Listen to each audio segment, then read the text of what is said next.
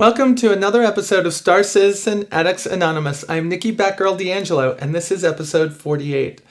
We're getting on in our schedule now. Because I was away for a week, my channel pretty much dried up with videos. It's hard to be away at training with my company and to be able to put videos up there. In fact, the one I do for Galactic Inquiry, which I appear on every Friday, thank you Michael Moreland for allowing me to participate, I did inside of MCO, Orlando International Airport. So it was it was done on the fly as I was traveling from Atlanta to Orlando. I can't believe that we've gone over the year mark, and here we are again just a few days before CitizenCon. And because of that, there's a lot to talk about. I want to talk a little bit about what I think is going to happen at CitizenCon, but before we get there, we have a couple of big news items. I want to talk about version 0.91 of Arena Commander. I want to talk a little bit about what they did in 0.911, and then, of course, I want to talk about the $55 million stretch goal, and then, oh God, what else came out? Jump Point came out, Lore Builder, we picked the drink that we want, and we're going to get into politics. So, like I said, a lot to talk about. So 0.91 came out, and the big deal there was keyboard and joystick customization. It's cool that they do that right now. My issue with it is it's pretty simplistic, and the thing that they need in there is to have an image of the joystick or keyboard or whatever it is that you're trying to create a key map for. That way you know what each one of the buttons on the unit is. I'm sure that will be added later, but currently it's a little bit confusing, and I need to go get the map of my X55 Rhino and put it down in front of me when I'm trying to align the keys. You see me playing with it over here, but I really haven't gotten deep into it yet, as I'm really just into racing, and I'm not that big into the different dogfighting parts of Arena Commander yet. But I really do like it. So there's been a fix to SLI and Crossfire. That's where you get two of either the AMD cards, Crossfire, or two of the NVIDIA cards, SLI, and put them in tandem in order to speed up your frame rate inside of the game. So that is now currently in the game again. And now, of course, the big thing for me, if you look up over here, there's actually a very quick and easy way to select which ships you see in your hangar. Now, for those of you that have Twin Titans running inside your system and say, I want to see all of them, I agree with you. They should let you see all of them, but currently this is how they're doing that. Private matches are back. Now, private matches were something that was announced for the last patch, 0.9, but in 0.91 they come back and they're actually working. So you could actually go get your code and just have your friends come into the game. And now with 0.911, any of the things that you do, any of the achievements that you get, any of the ships that you shoot down or races that you run aren't going to go to the leaderboard. So you can actually practice and do things without having it hurt your status on the leaderboard, which really doesn't count. This is an alpha version, and they're testing those things. So if you're looking at the leaderboard to be something that actually matters right now, I don't know how well that would be. And I'll give you a for instance. I've won the last 11 races that I've raced. I believe that is, at least. But in each one of those, the person has dropped out of the race very quickly every single time. I think it's because they feel if they crash, they're going to lose.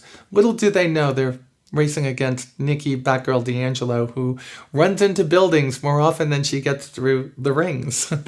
But either way, I can tell you that these are going to be tailored for us later on, and they're going to be much more useful when the game goes live. So 0.911 brought a whole bunch of improvements and started to correct some of the problems with controllability of the ships. To me, it added in a little bit of dysfunction to my M50. I have to get used to it again. I think they lowered the force that the maneuvering thrusters were putting out, but they fixed the ComStab problem on the Origin 300i, and people seem to like the way that it's running now, at least some people. I'm sure that there's still people out there that aren't very happy with the current state of the controls in the game. We've been promised that in the next patch that they're going to address that and give us better targeting modes for gimbaled weddings, gimbaled weapons, and also make it easier for those of us that are using a joystick and throttle to be able to target a ship. In the same frame, they're not trying to take away the improvements that they did to keyboard and mouse. I don't know how they're ever going to balance this. I really think that a joystick and throttle is the best way for a space sim, but little by little I'm starting to see that if they're going to make it usable for everybody, then people are going to go to whatever is commonly known as the easiest control method. I don't think it's possible to balance it between joystick and throttle, gamepad, and keyboard and mouse. I think that's going to be a task that they're going to be fighting with for quite a long time. So we're into 0.9.91, and we're probably going to have a patch soon after CitizenCon. So what else is coming up? Let's get into my notes here and talk about the next thing. We have the $55 million stretch goal, and of course I announced that the cooling unit, that cryo cooling unit, to help cool your weapons and systems and other pieces of your ship when you're in battle, was the winner. Well, Chris hit us with Wave 4 ships. So Wave 1 ships were the original 5. The Constellation and Hornet, the Origin 300 and the Aurora, and of course the Freelancer. Wave 2 ships, I'm never going to get through all of these, but I think Wave 2 were those ships that were like the Caterpillar and the Cutlass and the Idris and, these ships that we don't see right now. And Wave 3 were last year's announcements in the stretch goals, like the Banu Merchantman, the Sheehan Scout, the Drake Interplanetary Herald, and the Carrack, and the Orion, and the Reclaimer, and the 890 Jump. So we're being hit with now Wave 4 ships. And Wave 4 ships are going to be, they're going to be, it looks like people are going to be looking at big ships again, because And this is one of the things that I just got out of talking about in my last vlog, which should have aired yesterday. The prices of these ships are getting enormous, and people keep on picking ships that are going to be very expensive. For instance, in this one, the Wave 4 ships are going to be a search and rescue ship, a passenger liner transport, boarding assault ship, repair ship, mine layer, minesweeper, salvage tug, recon craft, science hospital ship, third starter, and a deep space fighter with twin engine. Okay? But what I'm saying is that here people are, 32% of them, choosing a science and hospital ship. It's going to be big. It's going to be expensive, $200-$300. Something to work towards in the game, but big nonetheless. My wish was that they gave a pirate starter ship. In the Drake Interplanetary Corporate Profile that was written by Ben Lesnick, they allude to a different ship, a single-seater called the Buccaneer, that we still don't see. And I was praying to God that you guys would pick that. But you went for the big one. And there are so many little ones up here. But a boarding assault ship and the deep space fighter with the twin engines were the number 2 and number 3 in those. So I would expect the hospital ship, when it's done, to be in the $200 to $300 range, and the other 2 ships to be in the $100 to $150. So we're not getting any more of these lower end ships for all the new backers that are going to be coming in. Currently they have Aurora, Mustang, 300, and they have the Mustang in the sub $100 category. And the 100 to 150, you have the Hornet, the base model, you have the Cutlass, and you have the Freelancer, and you have the 2 racing ships. I'd like to say the Gladiator is going to be under 150, but if you take, for instance, the last time and first time it went up for sale, it was 150. It'll probably be in the $180 to $200 range at this point. I am excited that they're bringing new ships in here, but kind of put off by the price of the last two ships and by the fact that we still don't have ships like the Avenger, the Cutlass, the Idris. I'm going to go on. I'm going to rattle off 5 or 6 ships that are in engine and they're still trying to bring up, and get more in the game. I say get the game out. Let's see what happens and let's see how things work before new ships get introduced. On the other hand, the enabler part of me is like, ooh, good, more ships. Let's buy them all. Is the game really becoming Pokemon instead of a space combat sim? I don't know, but all I know is every time they talk about a new ship, I know I want it, regardless of the way it seems like I'm talking right now. I'm questioning my own self, not them. So let's move on to the next subject. We obviously are going to get the hospital ship because we broke the $56 million stretch goal just before the Reclaimer sale ended. So that is pretty decent, don't you think? We are going really strong at reaching these stretch goals. For me, I don't know where it stops though.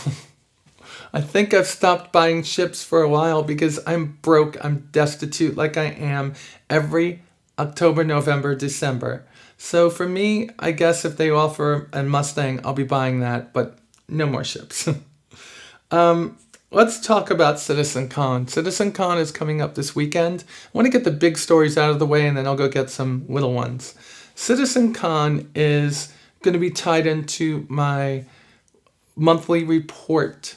Take all those monthly reports, put them into one big thing, and they're going to talk about the big advancements they've made in the last year, and then they're going to tell us about the direction that they're going in for the next year. Some of the biggest things that have changed is not the ships that are coming out, but the processes by which they are actually able to build the game. They have a better process at tracking down bugs and squashing them. That's a major improvement over what they had last year. They have a better process in introducing, developing, and releasing new ships. Huge improvement over last year. And then, of course, we have the guys and girls over in Foundry 42 that are tearing it up, rolling out ships and game mechanics and maps for Arena Commander and touching up the things that we love. I can't wait to see that Retaliator. It is going to be gorgeous. Actually, it is gorgeous already. It's going to be even more gorgeous because they told us the movie that they showed us last week was a month old, and it's even better than that. So CitizenCon becomes all of these monthly reports that we see rolled into one, and then they have a couple of announcements for us. The big announcement that was announced ahead of time is that the 890 jump is going to be for sale for $600 this weekend in 3 allotments that will total 3,560, I think that is, or 3,500 ships. 600 ships times 3,500. It will not be the only ship for sale this weekend, okay? But that's one of the big announcements. The second announcement is that we are going to have another commercial. That commercial is the Cutlass. And the Cutlass variants, commercial, and brochures will be released this weekend. Things that may be released. The Gladius should be right about ready. In the monthly report, which was written over a week ago, it says it's ready for the hangar. It doesn't say it's ready for Arena Commander, but it says it's ready for our hangars. I can't wait to see that baby. It's gorgeous. And after reading the 36th Fighter Squadron story in Jump Point, which I hope you all get to read by subscribing, and I should say by becoming a subscriber, I love light fighters. Like, I'm from the US, so the F-16, I love it. The JSF or Lightning II, which we have coming out soon or is out already, I love it. The big, heavy, brute force fighters turn into bombers and just attack aircraft. But if you want to get into the mix to try to tear up somebody in a dogfight, it's the light fighters that do it. And the Gladius being removed, being replaced by an even bigger and thicker and heavily armed fighter than the Hornet, the Lightning, is kind of scary. I hope they rethink that and say, you know what? We've got this awesome, huge, tremendously amazing fighter, and we also have this new light fighter. But the Gladius, I can't wait to see it. Then they're talking about the variants of the Avenger. We will not see that this weekend.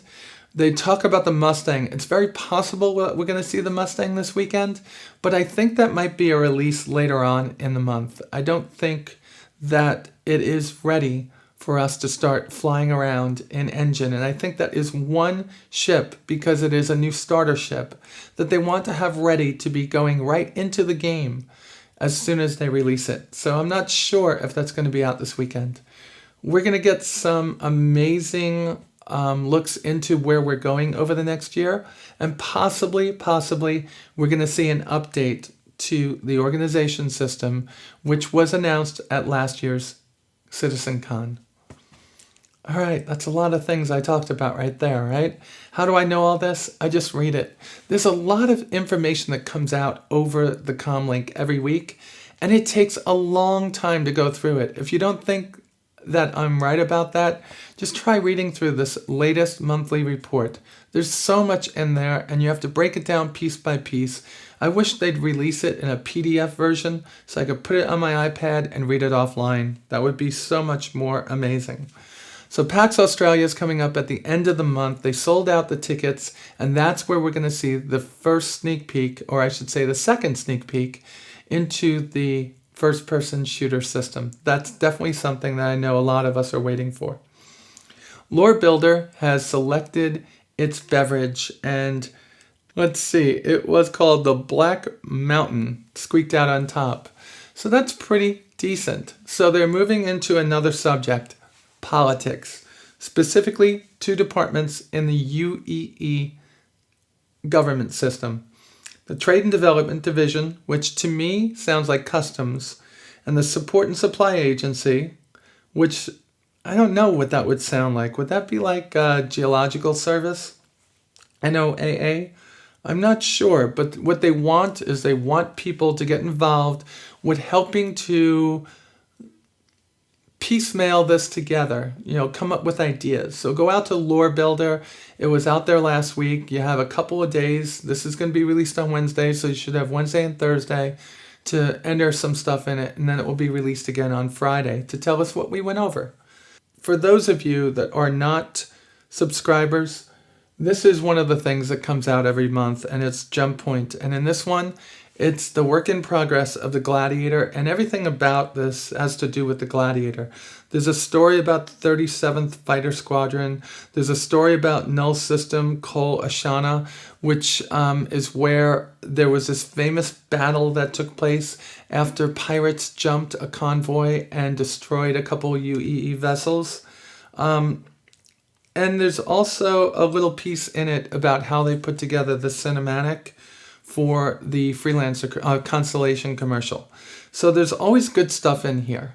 And you could be a subscriber to RSI's website for as little as $10 a month. Get you some advantages. Some advantages. You get to ask Chris questions on 10 for the Chairman. You get free hanger flare every month, and then you get these test flights every month when the game is finally done, where you could fly any aircraft. And if you're an Imperator instead of the $10 a month Centurion, you get to fly it all the time, it seems like. So there's a lot of cool things at becoming a subscriber. So Jump Point, I'm not going to get too deep into it, because when I do, it gets a couple of the subscribers up in arms. We do pay for it, and I understand what they're saying. So we have a lot going on this week, and I can't wait until I'm up here again next week talking about what went on inside of CitizenCon. For those of you that are going, please send me any info you can. I'll take photos. I'll take little videos of you talking to people, developers or other backers. It would be awesome to get your stuff, kind of like iReporter, the man on the streets type of stuff, and I can put them here on the show. Now we come to the part where I talk about Patreon every week, but before I do that, what I have to do is thank each and every one of you for taking the time out of your day to watch me here for Star Citizen Addicts Anonymous. It has humbled me, and it has made me strive to get better. And in order to get better, sometimes it means getting better equipment. And I don't have all the money for that, so I look to you, my supporters, to help. And it could be as little as $1 a month or $1 an episode for the 4 Star Citizen Addicts Anonymous episodes I put out each month. That's all it will take. And you go to patreon.com/Batgirl. and then back to saying thank you. Thank you all. Remember to comment below and give me what your ideas are and anything I talked about. And don't forget to share this episode because it may win you a Freelancer MIS. Read the show notes down below to see how to get into the contest. And that's all I got. Still waiting to hear from those of you that have organizations and want me to put organization announcements here. I'd love you to have your own little part of my show. And I'm still waiting for people to send in questions, though I have a couple that I have taken and put aside for next week's vlog. And with that said, I'll talk to you all soon. You have a wonderful week. Bye.